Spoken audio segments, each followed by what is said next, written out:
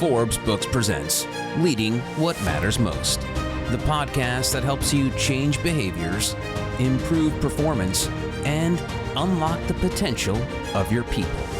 Here's Phil Geldart. Hey, Steve, great to have you on the podcast. Thanks for joining. You bet. Thanks for asking me on. And congratulations on your new book. That's great. Leaders Leap. So quite an accomplishment. Looking through your resume, you've had an amazing career. So it's a real privilege to have you on the podcast today. Oh, thanks. You're very kind.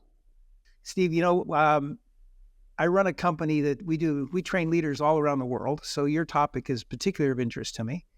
I'd love to kick off with your thinking. I know you talk a lot about the need for leaders to aim higher and faster. And I'd love for you just to kind of set the stage with that for the audience who perhaps aren't familiar with your thinking. And then I'd like to kind of migrate from that into a little more of the practical things about what does that actually mean within organizations, and we can chat that through. But perhaps give us some context and some of your thinking. Yeah, well, actually, just quickly, a little bit of my thinking really started probably at least 10 years ago with my work I was doing in retailing. And what I started to notice was that companies that were just making incremental improvement tended to keep losing ground. And so I developed this idea I called remarkable retail, which was in a world where we've got just so much choice, so much information, all sorts of competitors, to even get noticed in the first place, much less actually get deep engagement, loyalty, et cetera.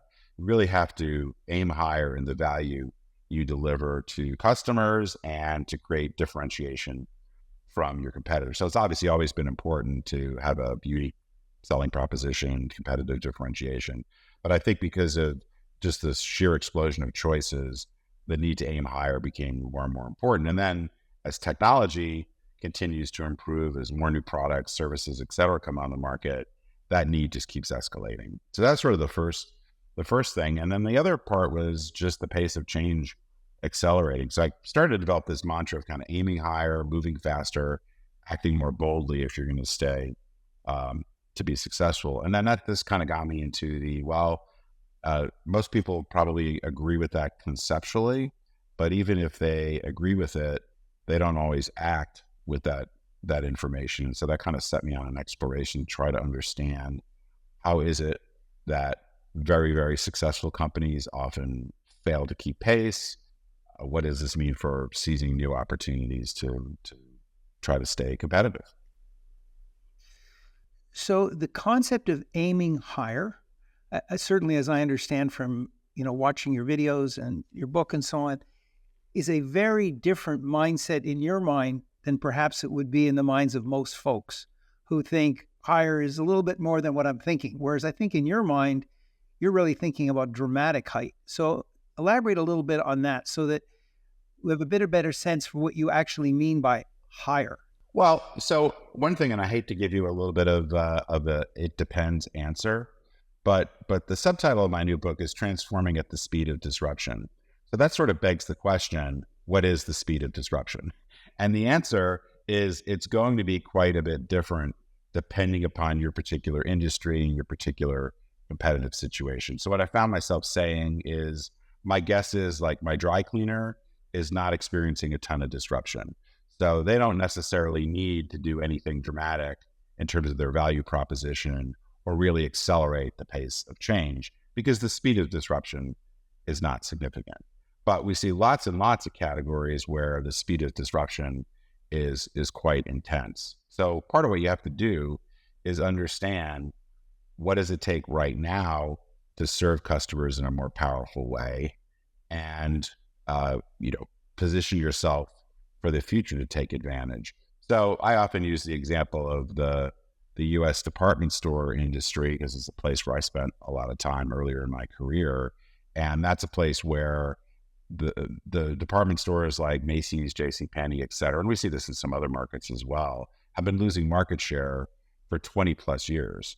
And yet they have not done anything really meaningfully different in terms of their value offering. Much of what they've been doing is try to be a slightly better department store when they actually need to be quite different. So in that case, the aiming higher might be to have a completely different business model. It might be to blow up many aspects of what they're doing today, completely reconfigure their stores, their value proposition. So everybody's going to have to understand their particular situation to see how much distance they have to cover. But I would say the pretty consistent problem, if you look at companies that have either continued to struggle, closing stores, have gone out of business, most of them focused on very incremental change when they needed much more radical change. I mean, that what I would say is my general observation for people that are really struggling to navigate the world we're in today competitively. Okay. So let me just see if I can repeat back what you said. The aiming higher needs to be put in the context of the business that you're in and the circumstances you're in. It's not sort of an absolute, regardless of the world you're in, you just should always aim higher. Your dry cleaning example is a really good one.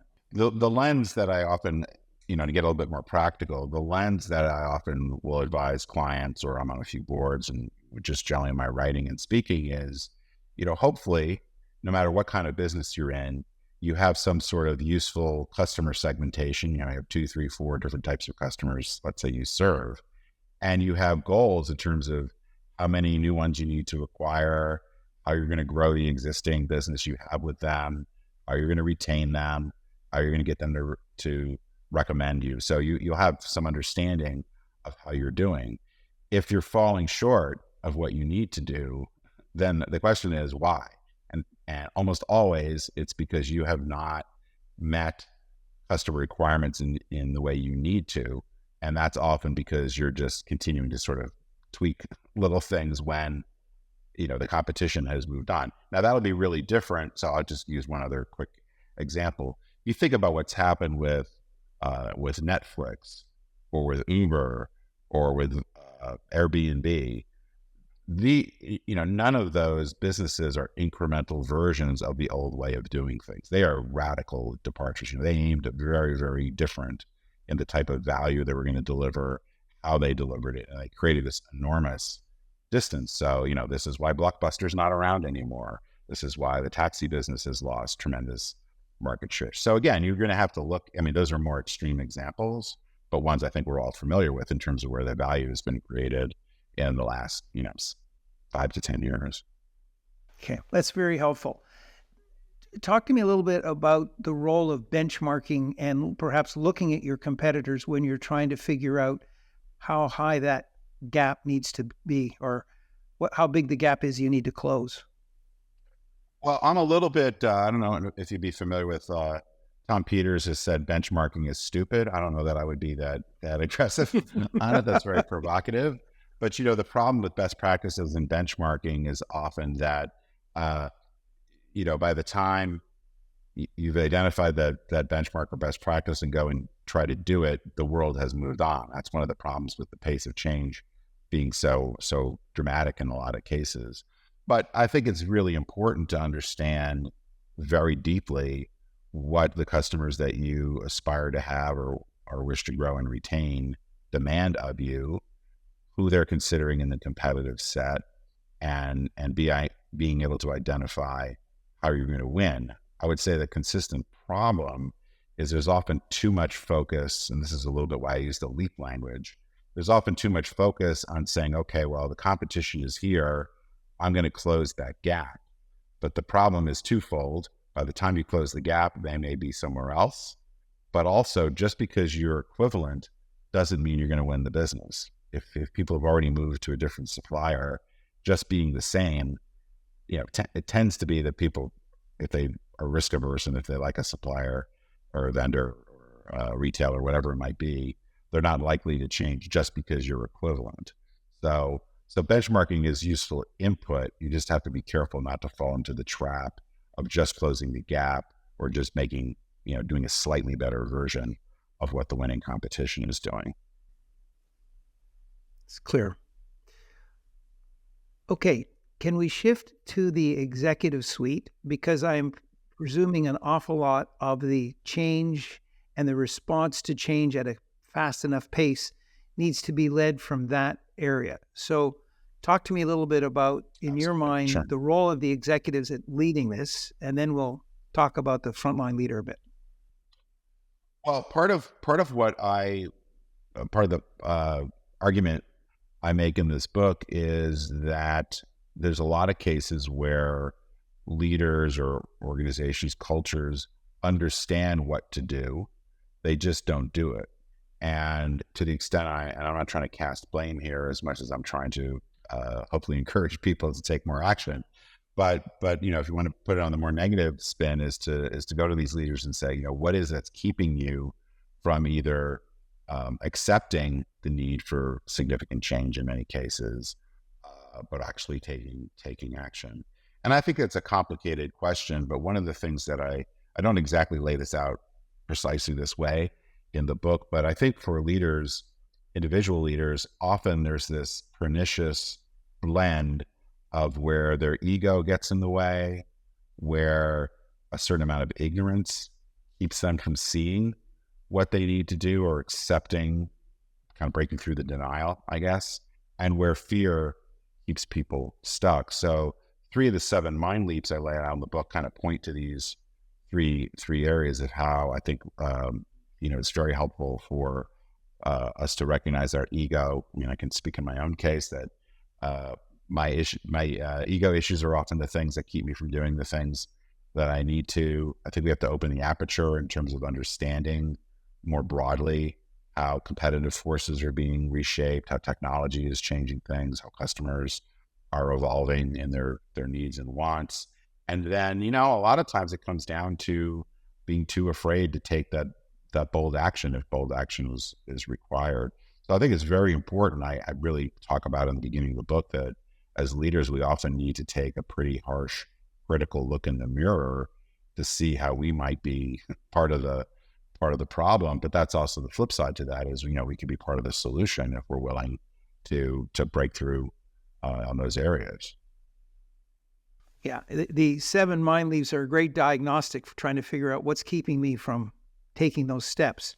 But the issue, and ego and so on, I get, but all of these issues at the moment that you're talking about are really led from the top of the organization. Is that correct in terms of the way you're framing this up?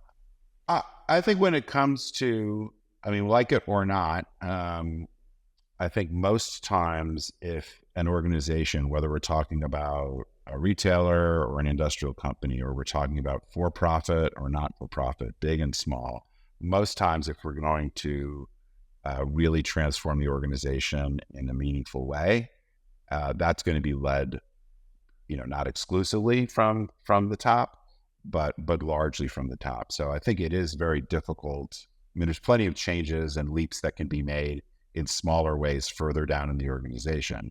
So I think some of this advice in the book is very applicable throughout the organization. If we're talking about a real strategic transformation, that's going to mostly come from the board, C-suite level, just practical way. I think that most organizations operate. Yeah, and I would agree with that. So let's assume that senior group has actually embraced this. They've come to grips with the leaps that they need to make, and they are now trying to implement that rapid change, the reaching higher within the organization.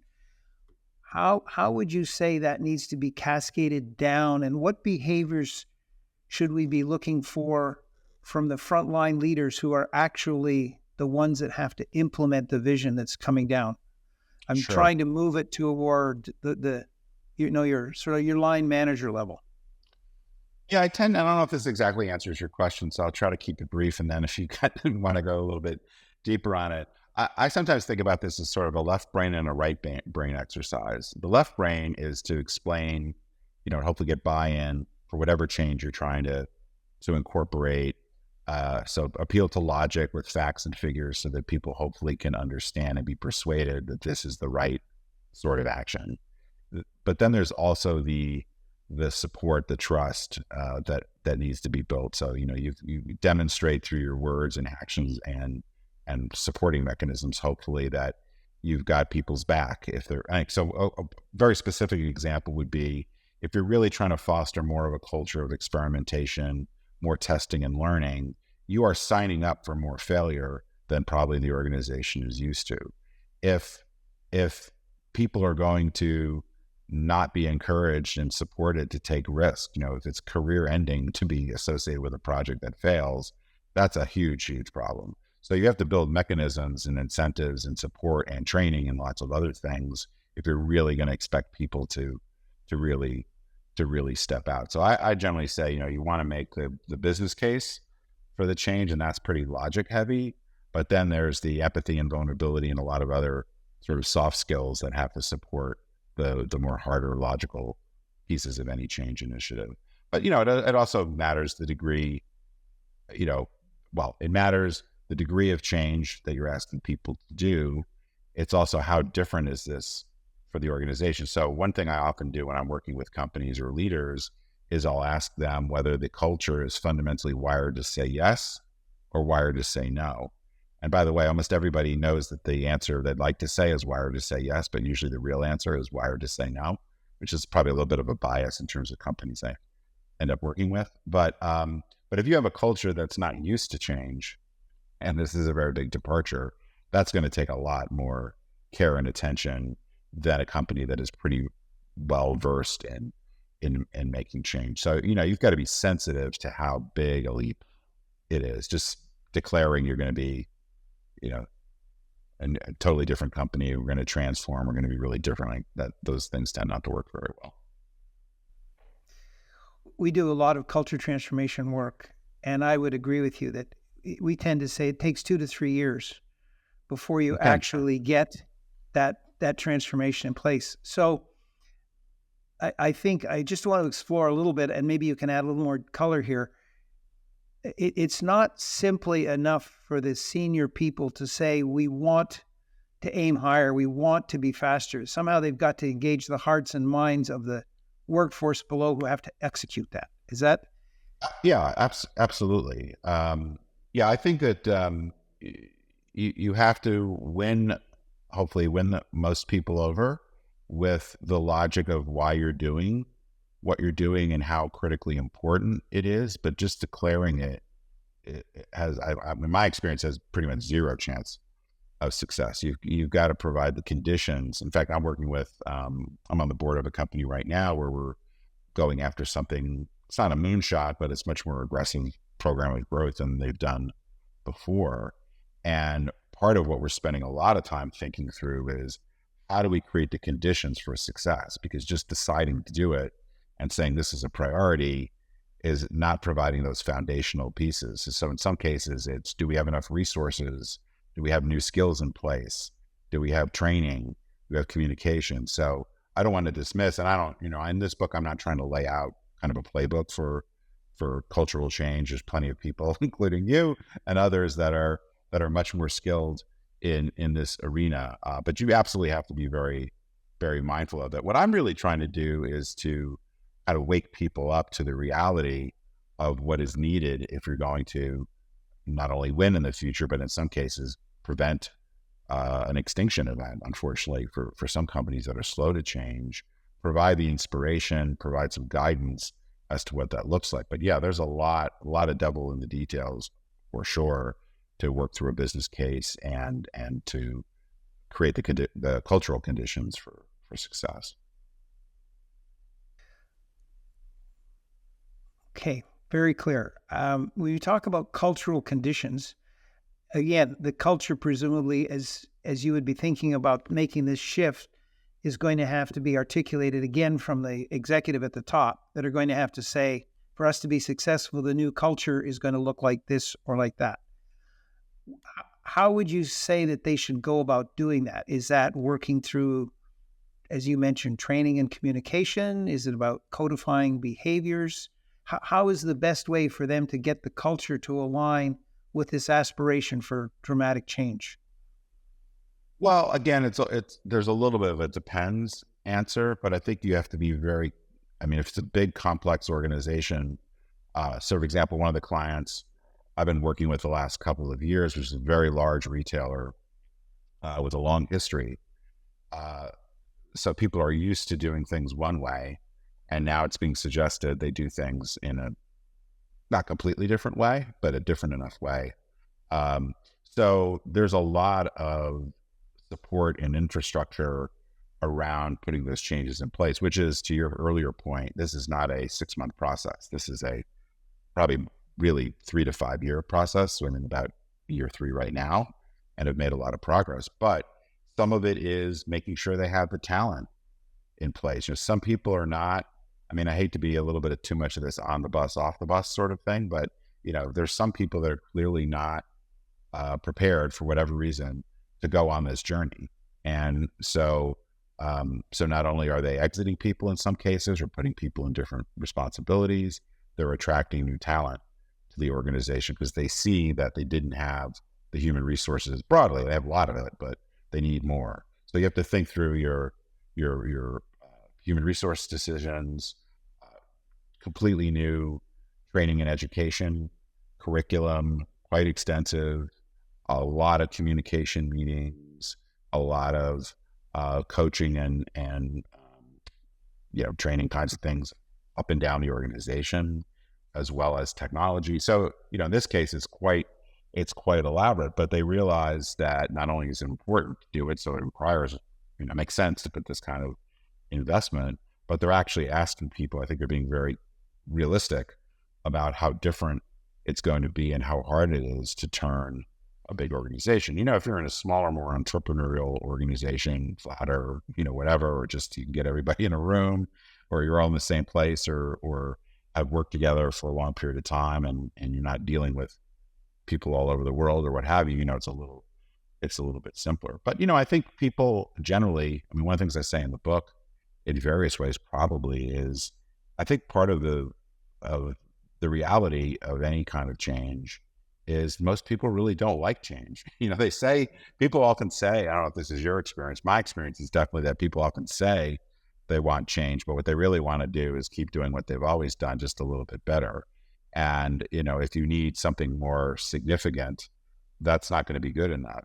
So I think it's fine to admit that we're often afraid of change, that things are scary, and, I don't think we have to be coy about it. I think that kind of vulnerability and transparency is super important. So you have to foster that as well. And again, that may not be, I've worked in a couple places where transparency, vulnerability were not encouraged. In fact, they were in many cases actively discouraged. So if you're moving from that sort of situation to a really different one, it's going to take time for people to believe that the leader can say it. But if they don't, walk the talk, and model that behavior for more than, it's not just a matter of doing it in a couple of meetings or for a few weeks.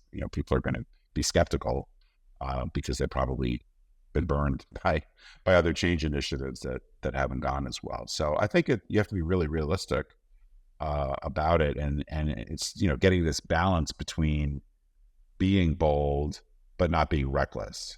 That's one of the things I'm fearful with my leap language, that somehow I'm suggesting everything like this big, massive leap kind of all at once. And I think that, it's not a Hail Mary or kind of a moonshot. So it's more of an attitude. And then you've got to really get down to how much risk is needed and what's involved with taking that risk. But hopefully you're really leaning forward on it. That's, it is the wired to say yes versus wired to say no. But it's not blow it all up just to blow it up and, declare it's a totally new day and expect everybody's going to be on board and in short order. I think that's really helpful, Steve, because I think people sometimes think this kind of thing is, wow, Steve has just said we should do this. Let's just go do it, without an appreciation for all the work, all the consequences. So as you lay it out and say, okay, listen, in my experience, it's going to take time. You're going to have to work through the detail. You're going to have to understand. You're going to have to set realistic expectations. I think, Steve, that brings a level of clarity and pragmatism to it that allows people to actually look before they leap, so to speak, and leap in the right direction. I don't want to say that this idea of leaping is just attitude or just a simple mindset shift.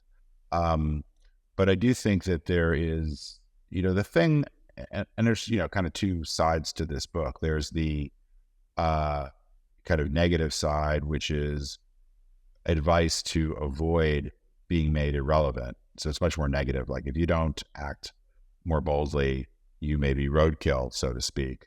But there's, so yes, I'm worried about that. And I've unfortunately, I started my retail career at Sears, which, was once the biggest retailer, most valuable retailer on the planet, now basically doesn't exist. So I've seen plenty of examples of companies that were very, very successful, iconic, part of culture that are gone. And so that's just sad. And if I can provide any advice to keep that from happening to some other great companies, I'd love to be able to do that. But the flip side of that is also, so in that case, oftentimes the people reading the book or people I'm consulting to or speaking to, they're already in trouble, right? It could be a crisis. And so I think there's often this, oh my God, we don't know what to do, dramatic sort of thing.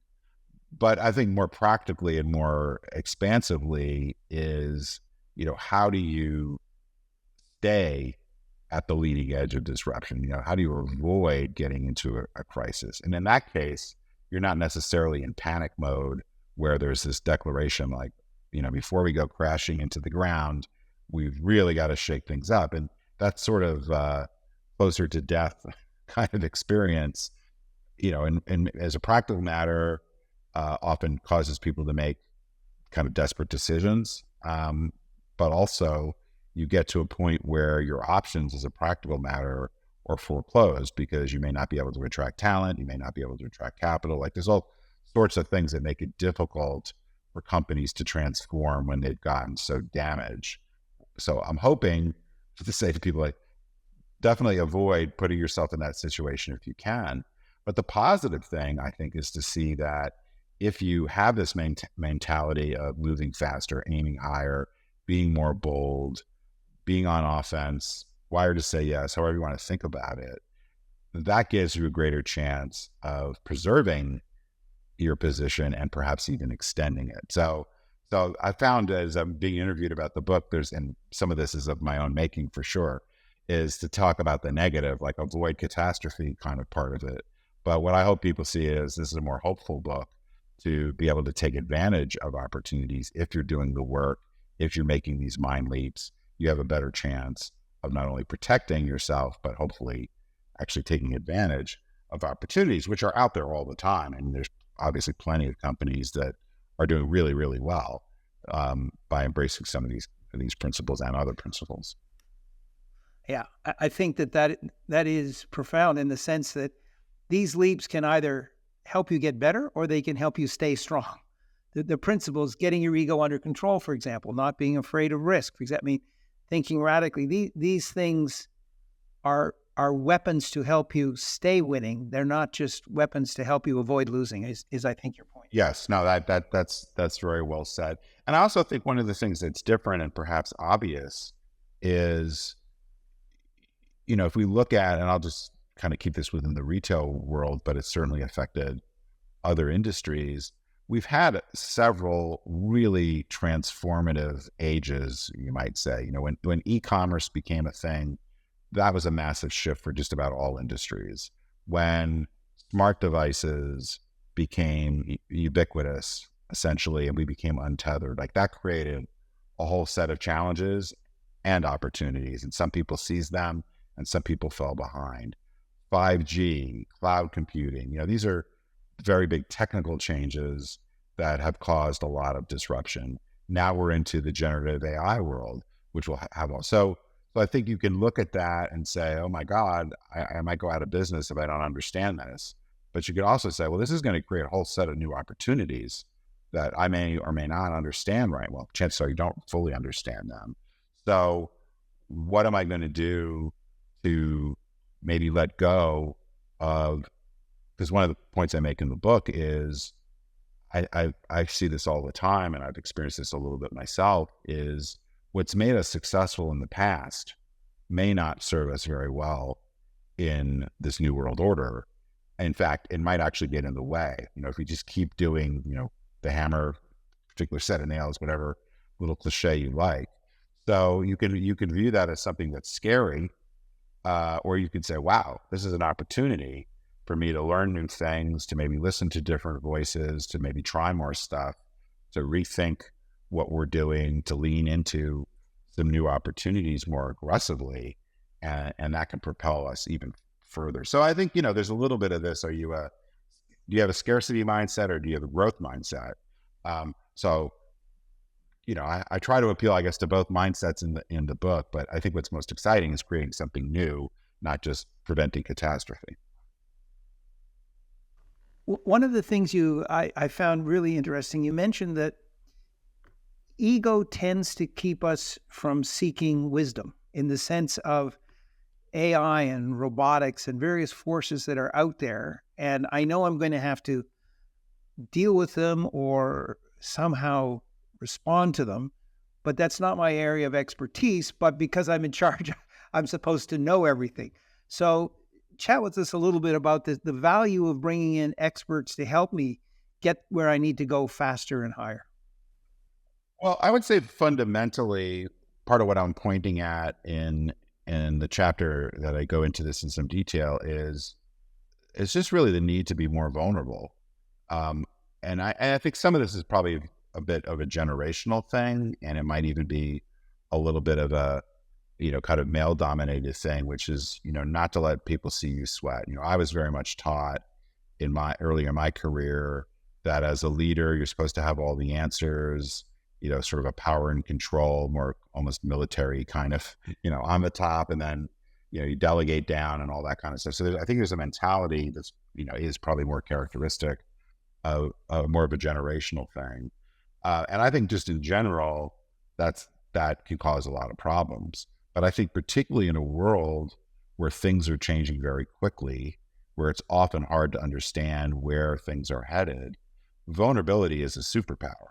And the willingness, even if you're the CEO or the senior vice president or whatever corner office or title or whatever you might have, to admit when you don't know what you're doing. I don't think that's, it's often perceived as a weakness, but I don't think it's actually a weakness. I think some of the best leaders that I've worked with in recent years are incredibly humble and vulnerable. They say, they're willing to ask questions. They're willing to say when they're confused, ask people to say things again, but they're also maybe willing to invite different people into the discussion. So that could be technology experts. That could be people that are diverse in all sorts of different ways, depending upon, what situation you're dealing. It's pretty obvious, I think, in consumer businesses that you can't survive in most cases without attracting younger customers, right? So most businesses are run by older people. So, to say that I don't have any idea what Gen Alpha is going to want, I need to have consultants, agencies, whatever, or people on my staff that can really reflect different ways of thinking. I'll tell you one, just without naming names, but one of the things that was most interesting when I was I was the head of strategy at the Neiman Marcus Group, and our online business was growing very quickly. One of the leaders, when I shared the data that half of our e-commerce sales came from within 10 miles of where we had a store, one of the people in the leadership team said they could not understand why somebody would shop online when they had a store just a few minutes away. And that was because of the way he shopped, and he didn't really understand, busy working moms or, whatever the reason might be that somebody shops. So, that's a really kind of silly example in a way, but he had a real blind spot for that because he just couldn't get why. And the data was overwhelming. And I think a lot of us had the experience of shopping online, even though we could go to a store. But, you need to be using both customer insights and data to inform your decisions, but you also need people with really different perspectives to challenge your assumptions, to sometimes push back on ideas that might have been really great ideas that made you incredibly successful in the past, but may not be so useful today or in the future. Yeah. It's fascinating because a lot of we're on the people side of transformation, and, executives say, I know what I want. I know how I want the people to behave, but I have no idea how to get them there. So we are not experts at changing behavior. We're great at building bicycles, and they need to, but it's sometimes quite a difficult leap for them to think, okay, we should bring somebody in to help us change the behavior of our people, because why can't we just tell them what to do? Well, it kind of doesn't work like that. And I think it's similar to what you're saying. You need to understand that behavior change, or dealing with AI, or dealing with technology, you may not have the skills in place. That's not a deficiency. It's just an identification of a need that you go out and meet. Well, yeah. I mean, I think the more, not to turn this into like a mindfulness podcast, but I think the more self-aware you are of what's going on and where you may have blind spots. There's a great book by Adam Grant that I referenced called Think Again. And I think he does a lovely job of explaining some of the psychology behind, confirmation bias and other kinds of things that get in the way of us seeing and appreciating and acting on some things. But I also think, there's from a leadership perspective, I actually just got off a call I was doing with a major search firm, sharing some of how my thoughts in the book might affect hiring decisions. And I said, one of the things that at least has been my experience and frankly has led to whatever success I've had is I'm a pretty analytic guy. I have had most of my success making very logical arguments, taking data, persuading people that my view of the world or my team's view of the world is the right one. So I think I'm fairly skilled, certainly compared to just the average person on the street, around doing things in a certain way. I wouldn't say my emotional, my EQ is necessarily, I think it's better now because I worked on it, but I don't think that was, I was very much into trying to convince people through the force of analysis and arguments. And that's obviously very helpful in many situations, but it's also very unhelpful in other situations. So part of that is having the self-awareness and breaking through your ego around, there are other ways of doing things. Maybe I need to develop some new skills. Maybe my tendency to lean on certain strengths actually aren't strengths in this particular situation. So I've described this book a little bit as, yes, it's a strategy book in some respects, but it's much more of a courageous leadership book, because I think, what I'm trying to do is really call people to take a hard look at themselves, see where they're their own worst enemies sometimes, try to open the aperture, both in terms of their leadership style and who they include in running and driving change, but also being expansive about different ways to execute their business model. So there's both the strategic business piece of it and thinking radically about that, but there's also the thinking more boldly about how we conduct our day-to-day leadership or leading of organizations. That's great. That's great, Steve. Let me expand on that a little bit with you. If you think of an organization made up of how we manage our people, how we manage our processes, how we manage our tools, the tactics, you sort of have these major categories of people, process, tools, and tactics. How would you say those need to come together if I'm committed to reaching higher, moving more quickly? How do I think about those various levers that I need to pull to be successful?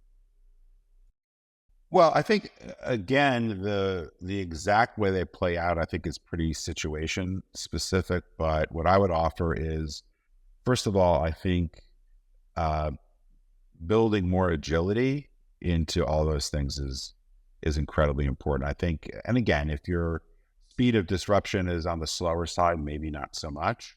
But if you're really going through a lot of disruption and change, and by the way, one of the things I point out early in the book is a survey that ALEX Partners did, and they have a lot of questions, a ton of really interesting stuff in that study.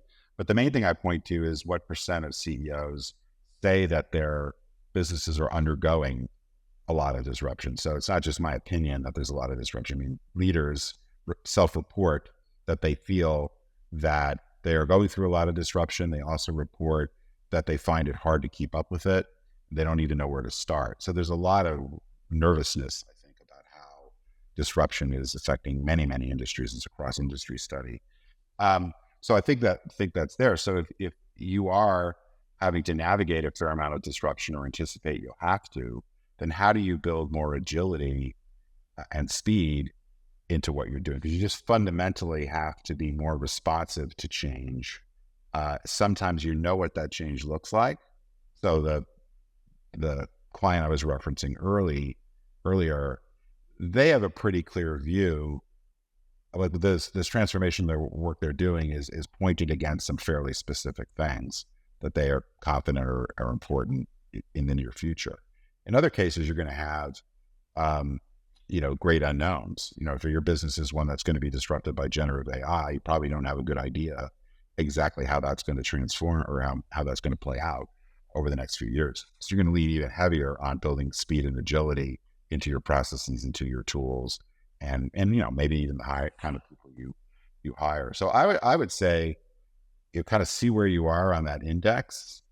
That'll guide you to how much agility and speed you need to build into your organization to try to anticipate and be more responsive. But I think the other one in most cases is going to be, how do you build more of a culture of experimentation and just try more stuff? This is one of the other things I point out in the book is, and it's funny, as I've talked about this over the last couple of months with people, I'm getting lots of anecdotes of people saying, oh yeah, this is so true. But when you look at organizations that more consistently and reliably produce a string of innovations, it's most typical that it's not because they've come up with some magical formula that's just a better innovation process. It's mostly that they try more stuff.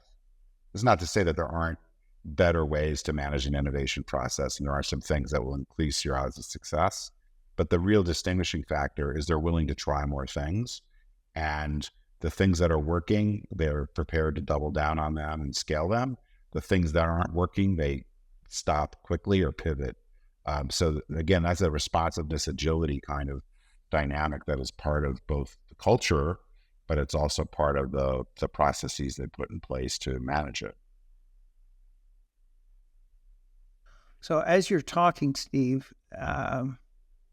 it crosses my mind that organizations tend to have a curriculum. We train people on being good communicators or managing change or, managing projects.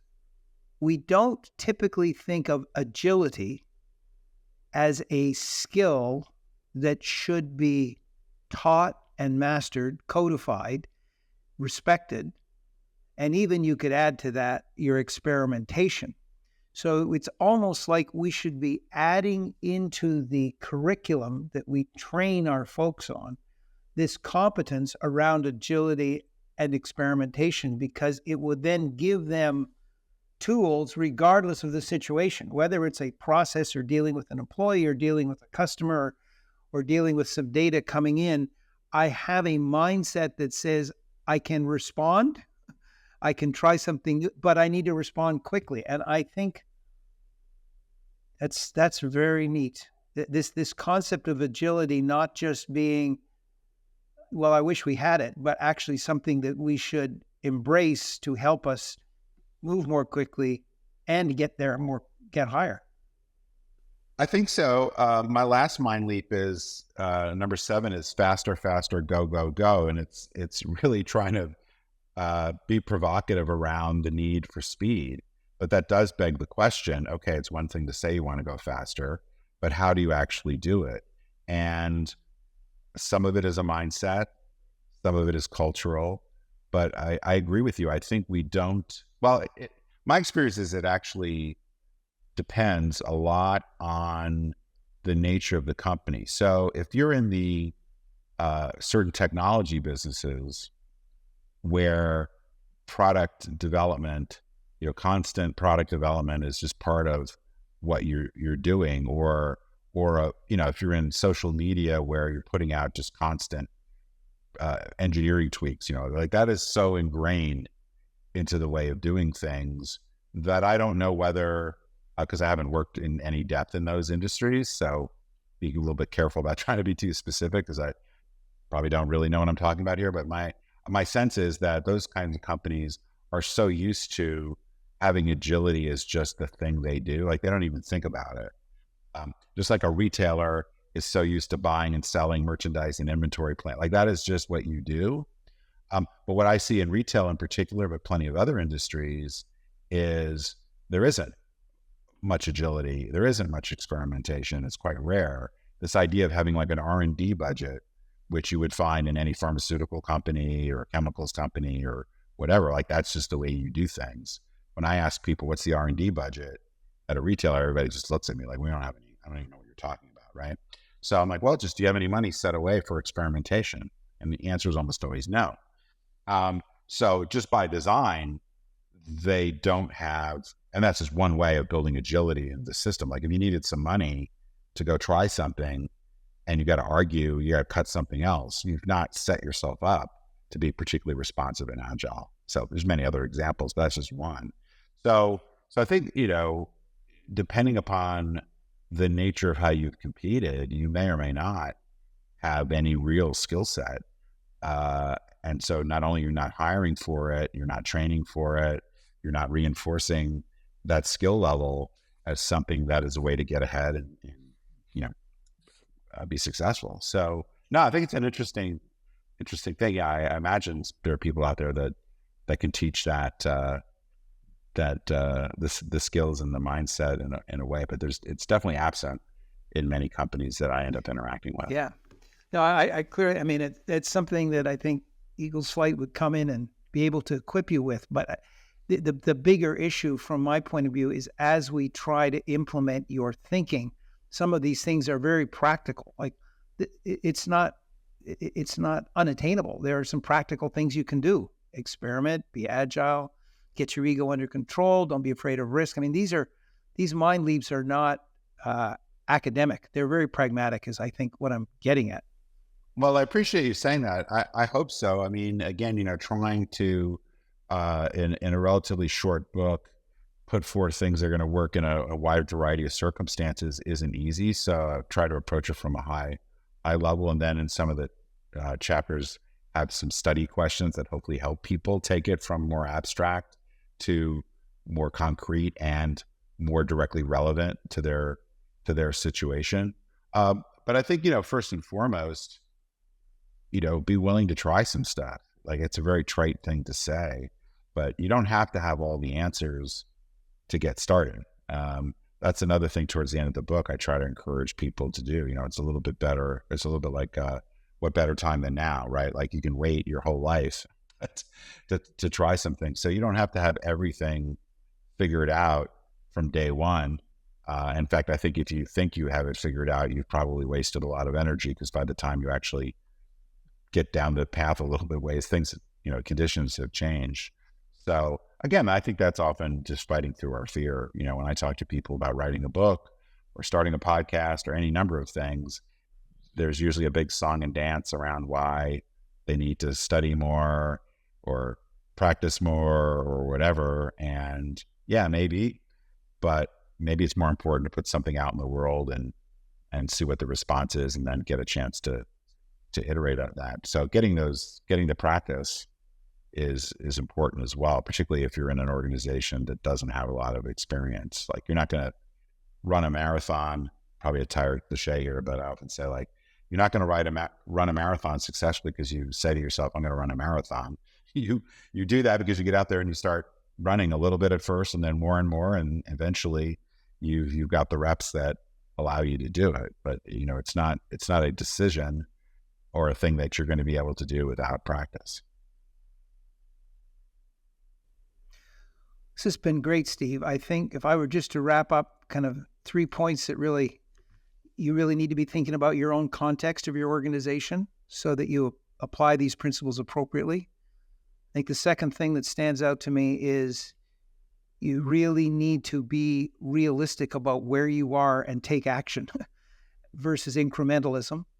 And the third is you're going to need the courage to do it, recognizing it's not just wishful thinking. There are a lot of steps to seeing those visions fulfilled. But if you kind of bear those things in mind, then the mind leaps you've given provide a bit of a roadmap that allow me to optimize my chance for success. I think I'd summarize what you said there. Yeah, I like that. You put it more succinctly than I did, so I appreciate it. No, it's good. All right. Well, Steve, again, you are very wise and you've got a lot of experience, and I appreciate you taking the time today. That was great. Thanks a lot. I enjoyed the conversation. Thanks for having me on. Oh, you're welcome. This has been Leading What Matters Most with Phil Geldart. If you want to create a culture that drives performance and develop leaders that inspire and motivate, go to philgeldart.com. Leading What Matters Most is a production of Forbes Books.